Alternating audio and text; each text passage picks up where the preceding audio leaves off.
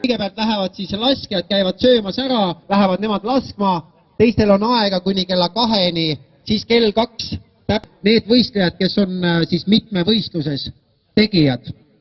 Ja sealt meie päev läheb siis käima, nii et soovin kõigile ilusat, toredat koos olemist. Meie kokkutulek tuleb vahva siis, kui me tunneme ennast vabalt, rõõmsalt ja tahtlikult. Ole ise hää ja ilus inimene, küll siis sinuga samamoodi siis käitutakse. Hääd, ilusat kokkutulemist. Aga veel hoiatuseks, mets on väga tuleohtlik.